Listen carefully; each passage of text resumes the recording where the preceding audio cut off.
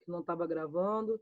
Bom dia, meus queridos. Agora eu já estou gravando a nossa reunião aqui, porque depois eu vou postar essas explicações, tá? Bom dia para vocês. Espero que vocês estejam bem. E vamos compartilhar aqui a tela. Todo mundo com o exercício na mão, por favor. Tá? Vamos lá. Alguém aí rapidinho solta o microfone e só diz, estão conseguindo visualizar essa tela que eu abri aí, pessoal? Sim. Ok, esse aí é o exercício que eu postei para vocês. Aquele exercício, né, que eu já pedi para entregar há muito tempo. Segunda bateria de exercícios. Olha só, os poemas a seguir foram retirados do livro Pau-Brasil, publicado em 1925 por Oswald de Andrade. Após a leitura, marque a opção incorreta a respeito do livro ou de seu autor. Olha só, o macete que vocês têm que ter nesse tipo de questão, tá? Aqui a gente está buscando qualidade de interpretação. A gente não está aqui preocupado em dar conta de fazer tudo exatamente agora, mas a gente está buscando a qualidade. Isso aí, tudo é questão que eu tirei de concurso. Essas questões são questões de concurso. Então, vocês têm que ter macete para ver o seguinte: a opção que está incorreta. Quando vocês forem lendo uma por uma, que eu não vou ler uma por uma agora, porque esse Zoom ele tem espaço, ele tem tempo. Então, olha aqui, ó. Letra E. Pau-Brasil relata. Tem uma palavrinha aí que torna a questão incorreta, tá? Que seria a palavra idealizada. Ó, Pau-Brasil relata de forma idealizada uma viagem de descoberta do Brasil. O que estragou aí, pessoal? Qual é o objetivo do livro Pau-Brasil? É fazer uma viagem pela história e pela geografia? Sim, só que de uma forma paródica, não é? É o colonizado que descobre o Brasil, revelando aspectos antes ocultados intencionalmente pelo processo de colonização. Tá vendo? A letra A, a letra B, C e D estão falando exatamente quais são as propostas do livro. E a questão é, também praticamente tudo está certo na questão é, exceto a palavra idealizada. Porque ele não vai relatar de forma idealizada, muito pelo contrário. O objetivo do Pau-Brasil, quando o Oswald escreve o Pau-Brasil, ele revisita o passado, ele vai revisitar as nossas origens, ele vai resgatar o processo de colonização, mas ele vai fazer isso de uma forma crítica. Tá? A palavra-chave para o modernismo, pessoal, é crítica. É uma visão crítica, é uma revisitação do passado sob o viés crítico. E tem hora que ele retoma trechos da Carta de Caminha para mostrar lá revisitar essa tradição, esse passado, e tem hora que ele faz paródia no sentido de criticar, né, e lançar um novo olhar sobre essa colonização.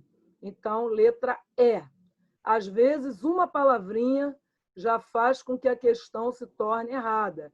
Mesmo que depois, pessoal, todas as demais coisas que ele afirma está correto, mas a palavra idealizada, não. Em relação à proposta da primeira geração modernista e de seus autores, considere as afirmações a seguir. Ó, nós temos aí 4 afirmações sobre a primeira geração e os autores. 4, que vocês devem ler muito bem. Quais assertivas estão corretas? O que significa assertivas? É sinônimo de afirmações, tá? E aí, quando você vê... Ó, tá vendo essa afirmação 4 aqui, ó? O projeto de construção de uma cultura brasileira autônoma vinha sendo desenvolvido no Brasil desde a época do romantismo. O que Oswald queria era aplicar novos aspectos artísticos às aspirações nacionais, a fim de colocar o país no caminho estético da nova era. Visava trazer a modernidade, já presente em outras esferas do país, também para a área cultural, até então presa à formalidade do passado. Sim, Na verdade, qual é a resposta aqui? Quando você examina essas 4 assertivas, você chega à conclusão que todas as 4 estão corretas, tá? Quem está com o exercício em mãos aí, porque eu pedi lá no grupo que vocês estivessem com o exercício em mãos, façam o favor de corrigir. Mas não vai rasurar o que vocês fizeram, não, tá? Você vai lá e faz um círculozinho, marca lá com um círculo de outra cor a resposta correta. E façam o favor de depois reler essas 4 afirmações, que é fundamental que vocês releiam. Ó, Confidência do Itabirano. Com certeza está falando de Carlos Drummond de Andrade, que é de Itabira, né? Confidência do Itabirano. Há alguns anos vivi em Itabira, principalmente nasci em Itabira, tá vendo? O eu lírico está falando lá, ó, da sua terra natal. Por isso sou triste, orgulhoso de ferro. Atenção a essa oração que eu marquei aqui, ó. Por isso sou triste. Observa, por isso é uma conjunção, né, uma locução conjuntiva coordenativa que dá a ideia de conclusão, tá? Por isso, portanto, logo, né? Quando você tem o pois no meio, quando a gente fala assim, não estudei muito, ó, não devo, pois, passar. Quando a gente usa esse pois aí no meio da segunda oração, depois do verbo da segunda oração, ele equivale a um por isso, a um logo. Sempre ideia de conclusão. E aqui, ó, você vai lendo, né, o que o eu lírico quer dizer, 90% de ferro nas calçadas, 80% de ferro nas almas. E esse alinhamento do que na vida é porosidade e comunicação. A vontade de amar. Espero que vocês estejam com o texto de vocês na mão ou visualizando a leitura que eu estou fazendo. Agora, olha só, a vontade de amar, vírgula, que me paralisa o trabalho. Ou seja, a qual me paralisa o trabalho. Eu não estou falando de qualquer vontade de amar. É a qual me paralisa. Então, quando você se refere a um termo anterior, restringindo ou explicando, isso é típico de uma oração subordinada adjetiva. Se você viu que veio com vírgula, ela é adjetiva explicativa, porque a restritiva não pode ser marcada por vírgula, tá? Então, ó, a vontade de amar vem de Itabira, de suas noites brancas, sem mulheres e sem horizontes. Presta atenção na reflexão do eu lírico.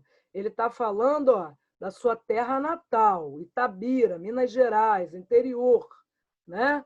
Doce herança itabirana, hora de sofrer, hábito de sofrer que tanto me diverte.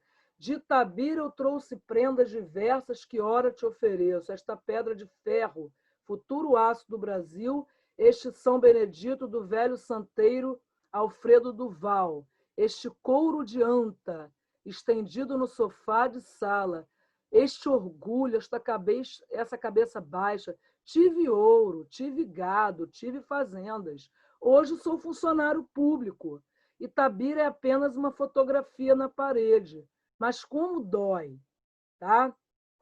Drummond é um dos exponentes do movimento modernista brasileiro. Pessoal, presta bem atenção. Drummond é um dos poetas que mais caem, é um dos poetas modernistas. Não quer dizer que o Enem, o vestibular, só vai cobrar Drummond, mas, sem dúvida, Drummond tem sido um dos poetas mais cobrados em provas de Enem, tá? Não só Drummond, mas como Manuel Bandeira também, né? E outros modernistas, depois de 40, que a gente vai ver, outros modernistas, outros escritores da geração de agora.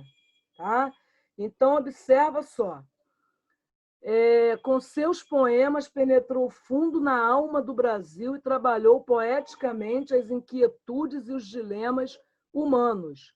Sua poesia é feita de uma relação tensa entre o universal e o particular, como se percebe claramente na construção desse poema.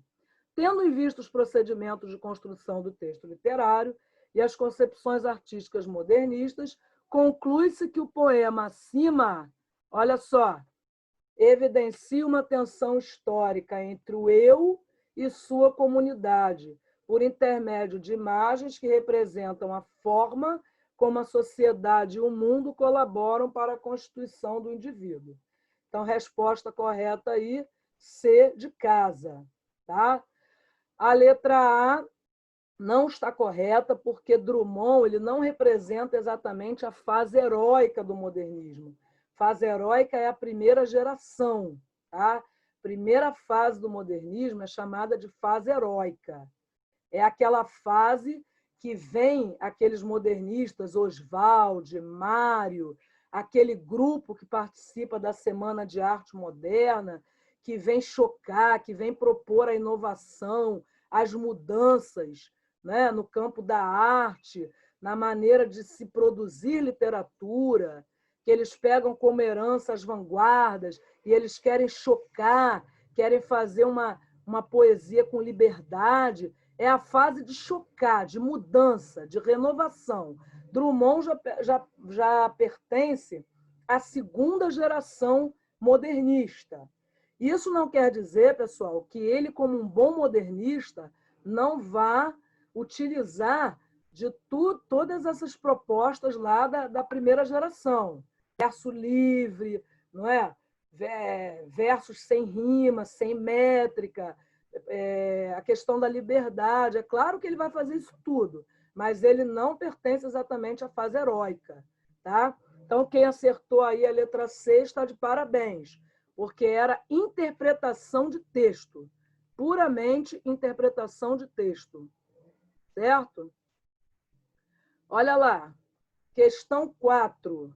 Você tinha que ver como é que se classifica as orações aí, ó, destacadas no poema, aquelas que nós classificamos lá, que nós destacamos, ó, coordenada sindética conclusiva e subordinada adjetiva explicativa. Tá? Muito bem. Alguma pergunta até aqui, pessoal? Vocês estão me ouvindo direitinho? Sim.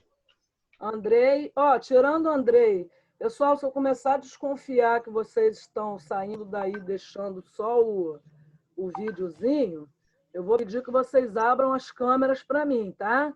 Os demais que estão aí, além de Andrei, Iris, Ana, eu não sei se tem mais alguém, pessoal, porque eu minimizei a minha tela aqui. E aí, até agora, vocês estão acompanhando a correção? Sim. Sim, professora. Olha, a questão 5 foi tirada da UF, tá? Universidade Federal Fluminense. Vocês viram que eu postei na plataforma para vocês? Eu vou dar um macete aqui, tá? Para quem estiver interessado em fazer concurso algum dia. Vocês têm que aprender não só a assistir às aulas de explicação, como vocês também têm que aprender a ler resumos sobre as obras dos autores. Eu postei uma aula para vocês falando sobre José Lins do Rego, né? Que faz parte lá do... Oi, Bianca, tudo bem, minha linda? Eu postei uma gravação para vocês, adorei te ver, lindona, falando sobre José Lins do Rego, tá? Em algum momento aí eu filmei aí, gravei uma aula. Vocês me desculpem se eu não sei o dia, porque eu estou dando aula para 1 milhão de turmas através do Zoom, da faculdade também. Então, olha aqui, vocês têm que ter o hábito, quando a gente fala de um determinado autor da literatura, vocês têm que ter um hábito de ler o resumo das obras do autor. E eu vou dar um conselho. Uma das obras, olha aqui, ó, questão da UF. Vamos supor que você estivesse fazendo prova para a UF. Eu coloquei essa aqui por causa disso. E você nunca leu resumo nenhum da obra de José Lins do Rego. Você só sabe que ele escreveu Fogo Morto que ele escreveu Menino de Engenho, mas você nunca leu o resumo. Você já ia jogar essa questão fora. Porque lá na questão de vestibular, eles não vão mandar você ler 3 páginas de romance dele, mas eles vão te dar trechos do romance falando sobre os personagens, como ele fez aqui, ó. E estas 3 partes correspondem ainda ao movimento rítmico da sonata, um allegro inicial que é a zanga desatabocada, quer dizer, não, destabocada, que é uma linguagem do interior, de mestre José Amaro, um andante central que é o mais repousado Lula de Holanda, na sua pasmaceira cheia de interioridade não dita. E, finalmente, o presto brilhante, genial do capitão Vitorino. Olha o que a questão da UF fez.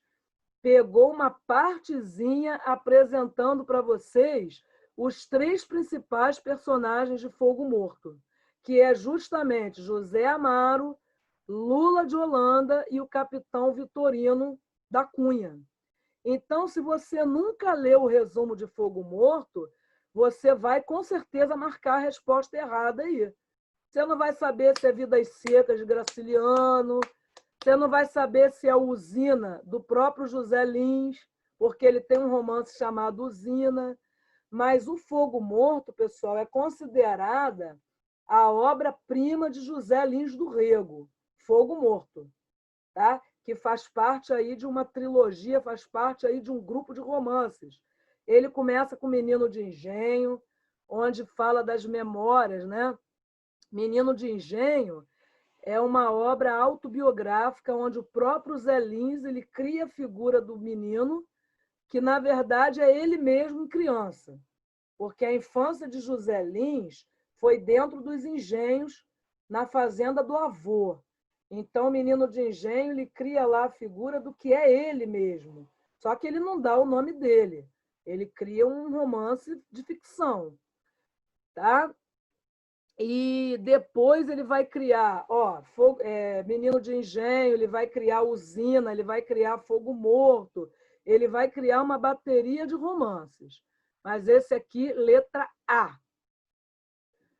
Olha, atenção a essa questão que caiu no Enem mais de uma vez até, pessoal. Muito interessante esse poema de Oswald, famosíssimo para concurso.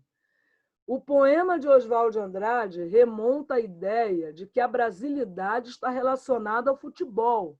Claro, quer dizer, não esqueçam que o Brasil, desde as suas origens, pessoal, principalmente já no início do século XX, naquela época mesmo, né, de Oswald, já início do século XX, o Brasil já era associado ao país do futebol, tá?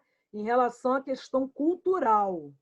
Então, Oswald, ele pega e faz um poema assim, ó, Brasilidade em Construção. Olha o título do poema dele. Já era a proposta dos primeiros modernistas. Construir a brasilidade do país, desvincular o país com a ideia de passado, de copiar tudo que vinha do passado, de respeitar aquelas tradições passadistas, ou de copiar simplesmente tudo que o europeu fazia, como sinônimo de que era bem feito. Então, ele pega isso aqui e bota nesse poema, País do Futebol. A Europa curvou-se ante o Brasil. 7-2. Tá vendo? É uma nova leitura, uma leitura crítica, de revisitação. 3-1. A injustiça de 7. Ó, aí ele ainda bota 7 com C igual a 7. Tá vendo? 4-0, 2-1, 2-0, 3-1 e meia dúzia na cabeça dos portugueses. Você vê que ele cria um poema totalmente com uma nova visão, adequado à nova proposta modernista, através de números, né? Um poema bem diferente de tudo que foi feito. E quanto à questão da identidade nacional, as anotações em torno dos versos constituem direcionamentos possíveis para uma leitura crítica de dados histórico-culturais. que essa é a proposta do modernismo. Sempre fazer uma leitura crítica de revisitação do passado ou de tradições históricas, né? Histórico-culturais em relação ao nosso passado. Tá? Uma coisa que vocês não podem esquecer de jeito nenhum, os primeiros modernistas, como Oswald, Mário, o próprio Manuel Bandeira, que está aí também nessa primeira fase e também segunda fase, né? Manuel Bandeira está aí percorrendo, sempre vai haver uma leitura crítica em relação ao nosso passado histórico-cultural, no sentido de não aceitar tudo que foi imposto para a gente até então, né? Seja no sentido de colonização, no sentido de literatura, de obedecer às regras do passado, né? Na hora de compor poemas. Tá? Olha só, presta bem atenção agora, hein? Relacione as colunas de acordo com a classificação das orações subordinadas adverbiais. Presta bem atenção. Só iria errar isso aqui quem não pegasse o livro para estudar. Eu vou dar um conselho a vocês.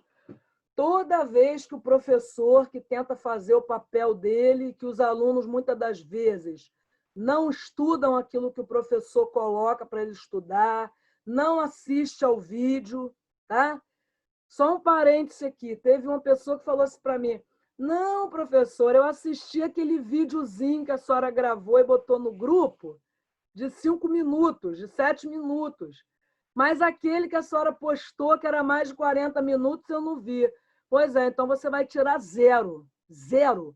Um 0, assim, bem bonito, um zerinho, porque esse vídeo de 4 minutos, de 40 minutos ou de 1 hora, é quando a gente está dando a explicação da matéria para que você possa entender. Tem hora que a gente pode dar um vídeo rápido, só para você pegar o gancho. E tem hora que você tem que explicar melhor a matéria. E se você não assistir, você não vai conseguir entender nada. Vocês estão entendendo? Faz um ok assim. Olha, tirando Bianca, que é a única que já entendeu que eu gosto que fique com o vídeo aberto, tá? Os demais fecham a câmera. Vocês estão entendendo o que eu estou falando? Vocês têm que prestar atenção nas aulas que são explicadas. Vocês estão ouvindo? Sim. Andrei abriu. É só Andrei que responde? As meninas que estão aí estão entendendo o que eu estou falando?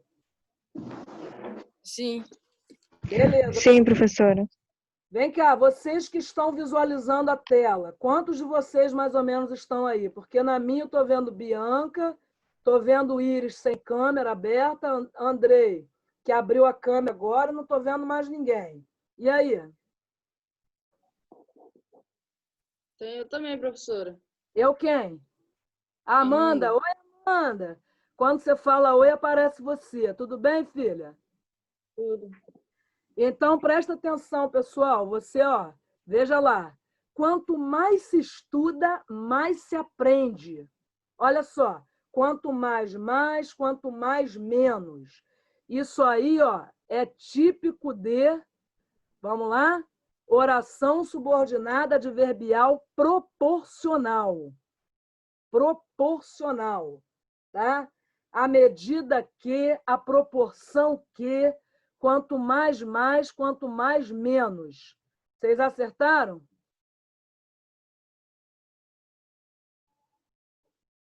Não. Essa não. Você botou o quê, Andrei? Eu botei oração subordinada adverbial consecutiva.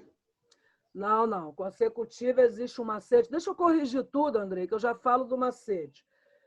Quando os porcos bailam, adivinha chuva, né? É um ditado aí. Então, ó, adverbial temporal. Quando? Guarda essa letra aí que eu volto nela. Se quer ser aprovado, estude muito. Condicional. Tá? Olha o C. Embora estudasse muito, não foi aprovado. Concessiva. Qual é a ideia da concessiva? Embora, quando você usa assim, embora, apesar de, por mais que, ainda que, é aquilo que tudo colabora para não acontecer, mas aquilo ali se permite. Se eu falasse para Andrei assim, Andrei, embora você não mereça, eu vou te ajudar. Quer dizer, o que é a ideia da concessão? É você se permitir fazer aquilo, né? Mesmo que tudo contribua para não. Andrei, existe um macete na consecutiva, que é o que a gente vai ver aqui, no item G, né? Você que errou aí a A. O macete é o seguinte, ó, o carro era tão caro, né, que desistiu da compra, tá? Uma coisa que a gente pegou aí qualquer, o carro aí era tão caro, claro que não é o carro que se comprou sozinho, né, pessoal? Não é o carro, ó, tá falando aqui, vocês não vão sair daí. Mesmo que esteja dizendo que daqui a pouco vai desligar pelo tempo, vocês vão ficar no mesmo lugar que vocês estão, tá? Não vão sair daí, não.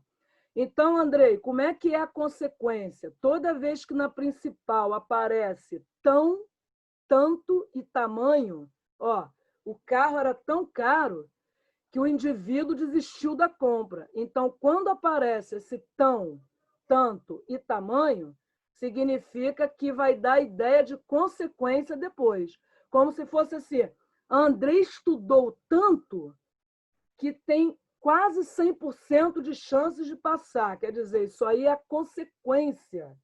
É a consequência. Então, e se você olhar essa situação, quanto mais, quanto menos, quanto mais, menos, à medida que a proporção que, isso é ideia de proporção, sempre. Tá? Conforme é conformativa, lógico, como igual a conforme, conforme é agir em conformidade, né? Estude para não travar na prova, é a finalidade, ó, oração subordinada adverbial final, né? Olha a letra F, ficou irritado porque foi impedido de entrar, é a causa, né? Ó, o como igual a porquê, o porquê é a causa, e mais fácil conquistar uma cidade inteira do que conquistar um amigo ferido, né? Comparativa. Quando você tiver a ideia do mais que, ó, mais fácil fazer isso do que aquilo. Ó, é mais fácil conquistar a Amanda do que conquistar os demais. Isso é uma comparação. Quais são os conectivos comparativos? Ó, mais que, mais do que, menos do que, como, né? Por exemplo, meus alunos são, né, esforçados, meus alunos da rede pública são esforçados como os da rede privada. Ó, você está fazendo uma comparação, né, pegando uma qualidade, ok? Ó, caso caia aí o Zoom, por causa do limite de tempo, vocês não saiam daí porque eu não finalizei ainda. Quem não pegou o gabarito ainda, eu já postei na plataforma o gabarito, tá? Para você olhar com calma. Isso aqui é explicação.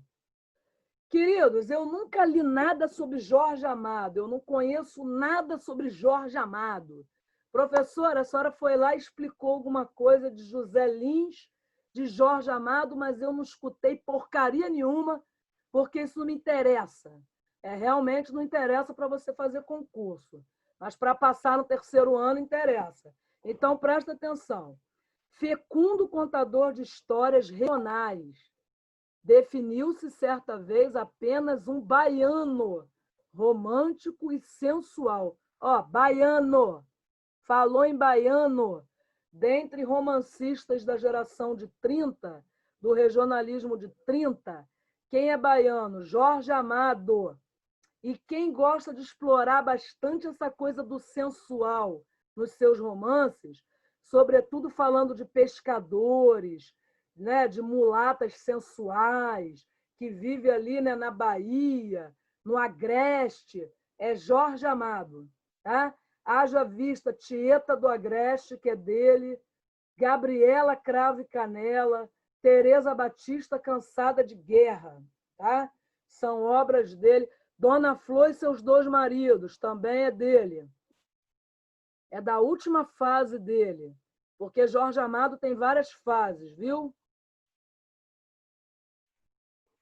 Em relação ao romance A Bagaceira, de José Américo de Almeida, só não é correto dizer... Pessoal, A Bagaceira foi o romance que deu origem ao regionalismo de 30, né? Foi o romance A Bagaceira. Tudo isso que está afirmando aí está correto sobre o romance.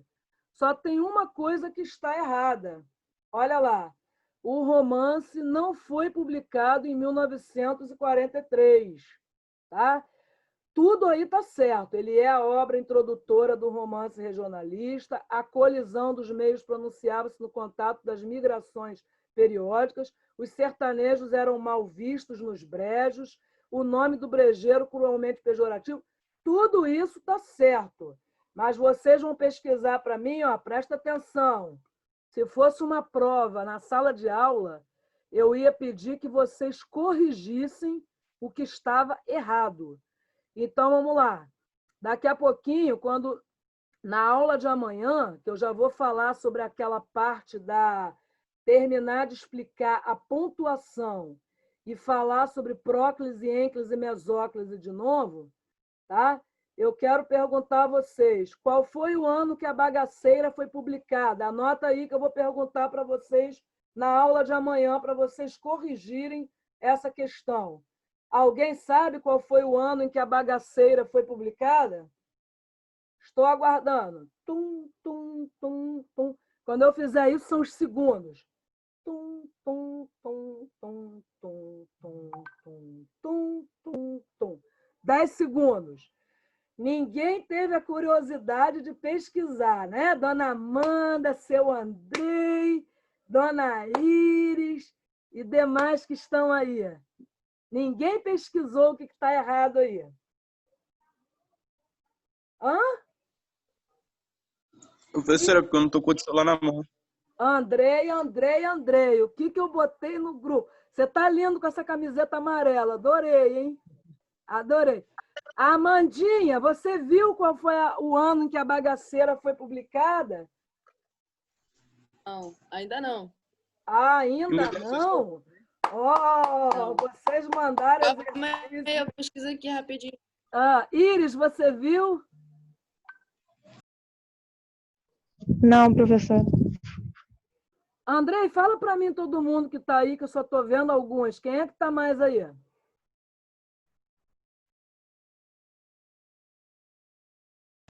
Como assim, professor?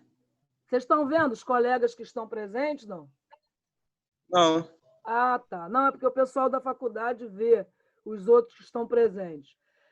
Vamos lá, vai pesquisando aí, Amandinha. Daqui a pouco eu te pergunto. 1928. Muito bem! Muito bem!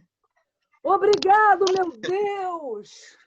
1928. Então, faça a correção aí.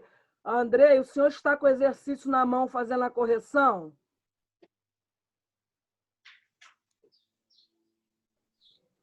Estou, professor.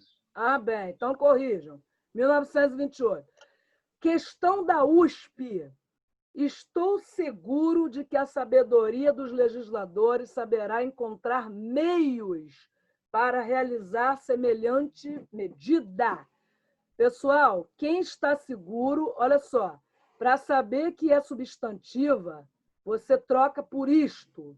Estou seguro disto. Seguro não é verbo, é um nome.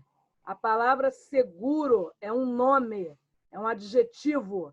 Você falar que está seguro, seguro é adjetivo e segurança, substantivo.